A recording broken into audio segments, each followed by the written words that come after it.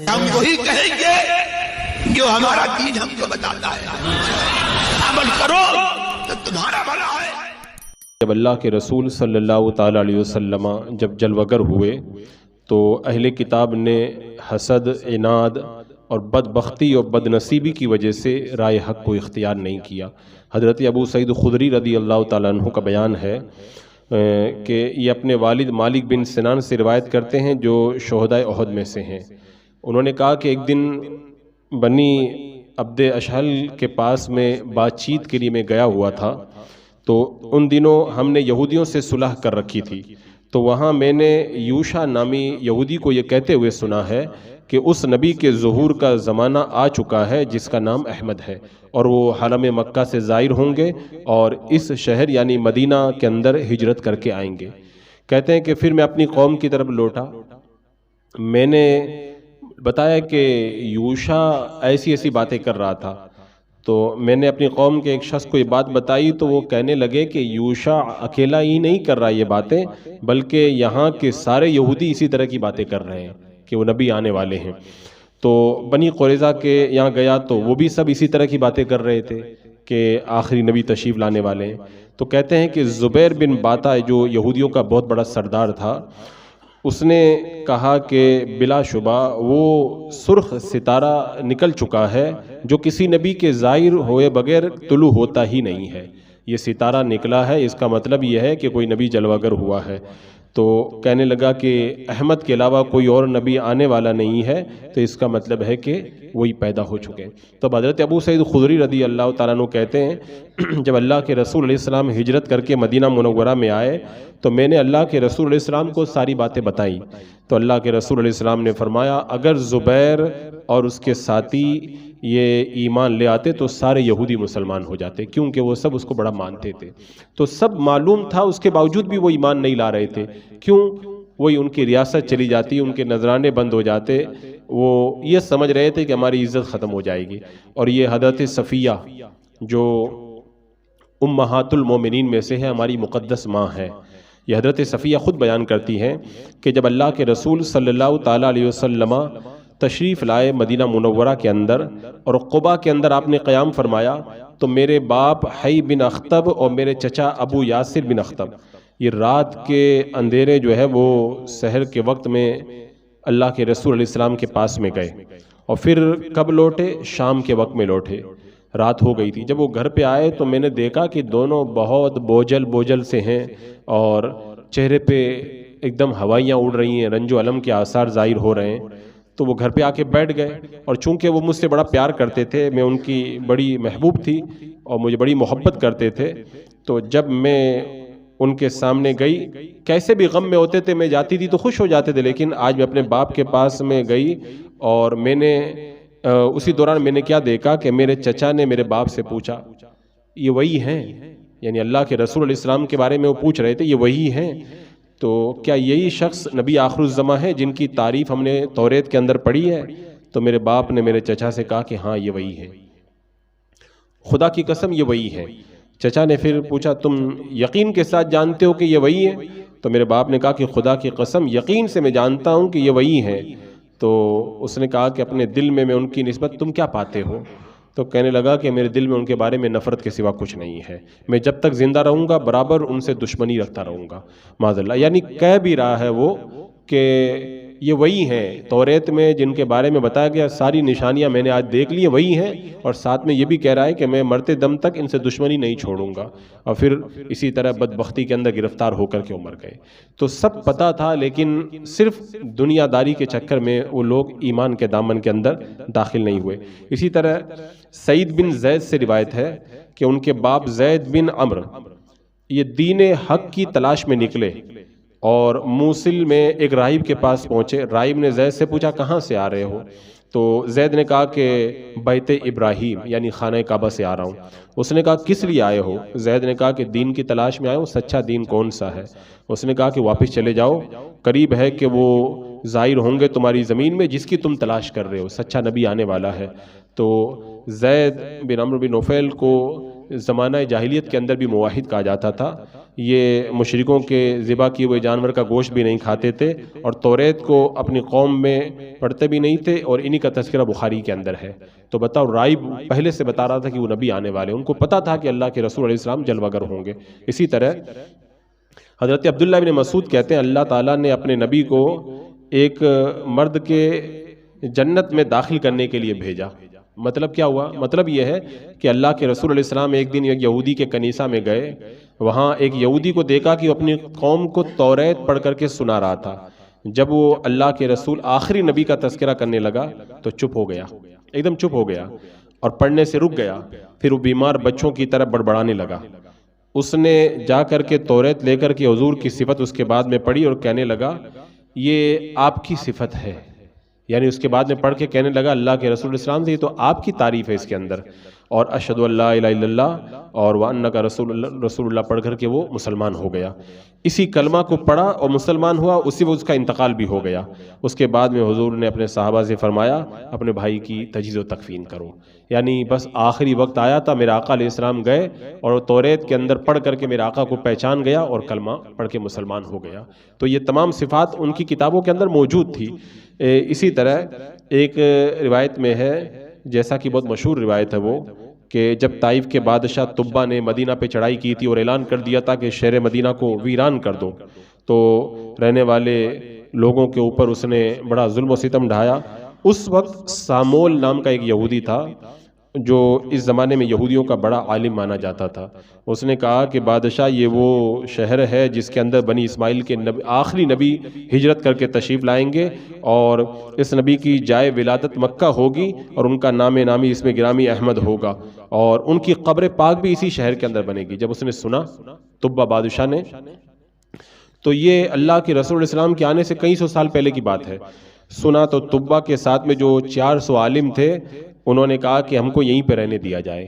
بادشاہ نے ان کو وہیں پہ رہنے کی اجازت دی, ان کے لیے مکان بنوائے, ان کو مال دیا. ایک خط لکھا, خط میں اس نے لکھا تھا کہ وہ نبی آخر الزماں جب آئیں تو میرا خط ان کو دے دینا. اس میں لکھا تھا میں حضور احمد مجتبیٰ کی گواہی دیتا ہوں کہ بلا شبہ میں وہ اللہ کی جانب سے رسول ہیں جس نے مٹی سے انسان کو پیدا کیا. اگر میں آپ کے ظہور مبارک تک زندہ رہا تو میں ان کا وزیر ہوں گا میں. یعنی یہ سب باتیں لکھ کر کے وہ خط اس نے علماء کے حوالے کیا. پھر طبہ نے اس خط کو جب علماء کے حوالے کیا, یکے بعد دیگر علماء انتقال کرتے رہے, اپنی اولاد کو دیتے رہے, یہاں تک کہ اللہ کے رسول علیہ السلام جب ہجرت کر کے تشریف لائے مدینہ منورہ کے اندر, تو طبہ جو مکان دے کے گیا تھا وہی مکان اللہ کے رسول علیہ السلام کے پاس پہنچا, اور حضرت ابو ایوب انصاری رضی اللہ تعالیٰ عنہ کا مکان ہی وہ مکان تھا جس میں اللہ کے رسول علیہ السلام تشریف فرما ہوئے. اسی طرح ایک روایت میں ہے زبیر بن باتا جو یہودیوں کا بہت بڑا عالم تھا, اس نے کہا کہ میرے باپ نے ایک خط میں احمد مجتبیٰ صلی اللہ علیہ وسلم کا ذکر تھا, مہر لگا کر کے مجھے دیا اور کہا کہ وہ نبی جو ظاہر ہوں گے ان کی یہ صفتیں ہیں. پھر اس نے باپ کے مرنے کے بعد اس کا تذکرہ کیا. یعنی بے اللہ کے رسول علیہ السلام ابھی جلوہ گر نہیں ہوئے تھے مدینہ میں, وہ اپنے باپ کے اس خط کا تذکرہ کرنے لگا. تو جب اس نے سنا کہ مکہ میں اللہ کے رسول علیہ السلام تشریف لا چکے ہیں تو اس نے اس خط کو کیا کیا, ضائع کر دیا اور حضور کی شان کو چھپانے لگ گیا. وہ یعنی باپ مرتے وقت بھی سب کچھ بتا کے گیا, لیکن اس کی قسمت میں ایمان نہیں تھا, وہ سب چھپا گیا اور خط کو چھپا دیا, ضائع کر کے برباد کر دیا وہ. حالانکہ اللہ کے رسول علیہ السلام کی ساری نشانیاں جو ہے وہ اس کے اندر موجود تھی. اسی طرح ایک وہ روایت جو میں نے ابھی چند دن پہلے بیان کی, حضرت عائشہ رضی اللہ تعالیٰ عنہ سے روایت ہے کہ مکۃ المکرمہ میں ایک یہودی تجارت کے لیے آیا. جب اللہ کے رسول علیہ السلام کی ولادت کی رات آئی تو وہ یہودی قریش کی مجلس میں جا کر کے بیٹھ گیا. اس نے پوچھا کہ آج کی رات کوئی بچہ تمہارے یہاں پیدا ہوا ہے؟ قریش نے کہا کہ ہمیں نہیں معلوم. تو اس نے کہا کہ قریشیوں جاؤ دیکھو تلاش کرو, کوئی بچہ اگر پیدا ہوا تو مجھے بتاؤ, اس لیے کہ آج کی رات میں اس امت کا نبی پیدا ہو چکا ہے اور اس کا نام احمد ہے, اور اس کے دونوں شانوں کے درمیان مہر نبوت ہے. یعنی اس نے کہا تھا کہ بالوں کے گچھے کا نشان ہے. تو قریش مجلس سے اٹھے اور جب اپنے گھروں میں گئے پتہ چلا کہ عبد المطلب کے گھر پہ پوتا پیدا ہوا. اب وہ یہودی کے پاس گئے, کہنے لگے کہ عبد المطلب کو پوتا ہوا ہے. وہ آیا اور اس کو حضرت آمنہ کے پاس لے کر کے گئے. جب اللہ کے رسول علیہ السلام کو اس نے دیکھا, پشت مبارک دیکھی, بے ہوش ہو کر کے گر گیا. ہوش آیا تو کہا کہ قریش نے کہا افسوس تجھے کیا ہو گیا؟ کہنے لگا بنی اسرائیل سے نبوت چلی گئی، اور جو ہے وہ اس کے بعد میں اس نے اللہ کے رسول علیہ السلام کے حوالے سے کہا اے قریشیوں تمہیں مبارک ہو، خدا کی قسم مشرق سے مغرب تک تمہارا غلبہ و دبدبہ ہوگا، کیونکہ یہ اس امت کا نبی جلوہ گر ہو چکا ہے۔ ایسے ہی اس حوالے سے ایک روایت حضرت ابو ہریرہ رضی اللہ تعالیٰ عنہ سے ہے، کہتے ہیں اللہ کے رسول علیہ السلام یہودیوں کے ایک مکان میں تشریف لے گئے تو فرمایا تم میں سب سے زیادہ ہوشیار کون ہے، اس کو میرے پاس لے کر کے آؤ۔ تو عبداللہ بن سوریہ ان کا بڑا عالم تھا، اس کو لوگ لے کر کے آئے۔ اللہ کے رسول علیہ السلام نے اس سے تنہائی میں بات چیت کی، فرمایا میں تجھے تیرے دین کی قسم دیتا ہوں اور اس نعمت کی قسم دیتا ہوں جو اللہ نے بنی اسرائیل کو دی ہے، اور جو منّا و سلوہ اللہ نے اتارا ہے، اور جو بادل نے تمہارے اوپر سایہ کیا بنی اسرائیل پر، تم صحیح صحیح بتاؤ کہ کیا میں خدا کا رسول ہوں؟ تو اس نے کہا کہ بلا شبہ آپ اللہ کے رسول ہیں، یہ میری ساری قوم جانتی ہے، سب کو پتا ہے، اور جو کچھ آپ کی تعریف و توصیف اور خوبیاں میں جانتا ہوں توریت میں سب لکھی ہوئی ہیں، لیکن یہ قوم آپ پر حسد کرتی ہے۔ تو اللہ کے رسول علیہ السلام نے پوچھا پھر تو ایمان کیوں نہیں لاتا اور مسلمان کیوں نہیں ہو جاتا؟ تو اس نے کہا کہ میں اپنی قوم کے خلاف چلنے کو اچھا نہیں سمجھتا ہوں، میری خواہش وہی ہے، میری خواہش یہی ہے کہ میں آپ کی پیروی کروں اور اسلام لاؤں اور مسلمان ہو جاؤں، لیکن میں اپنی قوم کے خلاف نہیں جاؤں گا۔ بتاؤ، انانیت، حسد، دنیا داری، مال و دولت اور ان سب چیزوں کی وجہ سے سب کچھ جانتے ہوئے ایمان کی دولت کو وہ لوگ پانے سے محروم رہے۔ اور اسی طرح حضرت طلحہ کا بیان ہے، یہ بیان کرتے ملک شام میں بصرے کے ایک بازار میں گیا تو اچانک سوما جو گرجا گھر تھا اس سے ایک راہب نے آواز دی، وہ کہہ رہا تھا کہ یہ تاجروں پوچھو تو کوئی مکہ کا رہنے والا ہے کیا یہاں پر؟ تو طلحہ بیان کرتے میں نے کہا ہاں میں وہیں کا رہنے والا ہوں۔ تو اس نے کہا کہ مکہ میں احمد ظاہر ہو گئے ہیں۔ میں نے کہا کون احمد؟ تو کہنے لگا کہ عبد المطلب کے پوتے ہیں، اور یہی وہ دن تھا جس دن کے اندر جو ہے وہ نبی آخر الزماں جو ہے وہ جلوہ گر ہوں گے، اور اس کے بعد میں اس نے بہت ساری باتیں بتائی۔ حضرت طلحہ کہتے ہیں کہ راہب کی بات میرے دل میں گھر کر گئی، میں وہاں سے مکہ آیا، میں نے مکہ آ کے پوچھا کہ کوئی نئی بات ہو تو بتاؤ، تو مکہ کے لوگوں نے کہا کہ محمد بن عبداللہ نے یہ کہا ہے کہ میں اللہ کا نبی ہوں صلی اللہ علیہ وسلم، اور ابو بکر صدیق نے جو ہے وہ ان کی پیروی کر لی ہے۔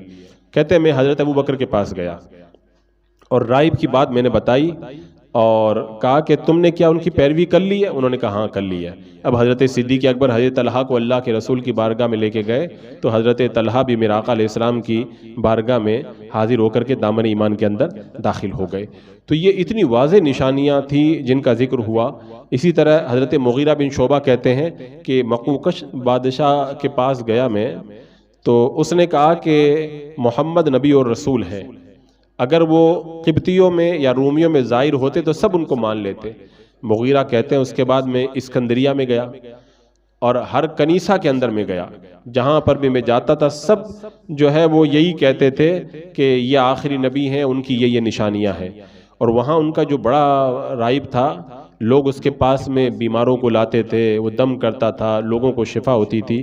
اس سے جب بات چیت کی تو اس نے بھی یہی بتایا، وہ نبی عربی امی ہیں اور ان کی یہ صفتیں ہیں، کھانے میں جو مل جائے وہ کھا لیں گے، ان کے اصحاب ہوں گے جو ان پر اپنی جان فدا کریں گے، وہ ایک حرم سے نکلیں گے دوسرے حرم میں ہجرت کر کے جائیں گے، سارے جہاں کے لیے مبعوث ہوں گے، ساری زمین ان کے لیے سجدہ گاہ بنا دی جائے گی۔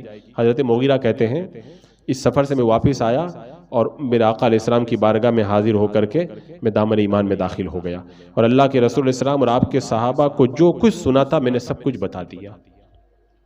تو یہ آقا کریم علیہ السلام کے حوالے سے بشارتوں کا ایک نہیں ختم ہونے والا سلسلہ ہے۔ کتنی ایسی درجنوں روایتوں کے اندر کہاں کہاں میرے آقا علیہ السلام کا انتظار کیا جاتا رہا۔ یہ تو اللہ تبارک و تعالیٰ کا بڑا فضل و احسان ہے کہ ہمیں کوئی انتظار بھی نہ کرنا پڑا، اللہ نے اس نبی کی امت ہی میں ہم کو پیدا فرما دیا۔ تو یہ آقا کریم علیہ السلام کی وہ بشارتیں جو ہمارے کلیجے کی ٹھنڈک ہیں، وہ لوگ سب کچھ جان کر بھی ایمان نہ لائے، اور اللہ کا کتنا کرم ہوا، ہم نے نہ تو کوئی آسمانی کتاب کے اندر کوئی نشانی پڑھی تھی، کچھ نہیں پڑھی، اللہ نے ہم کو پیدا ہی اس نبی کی امت میں کر دیا۔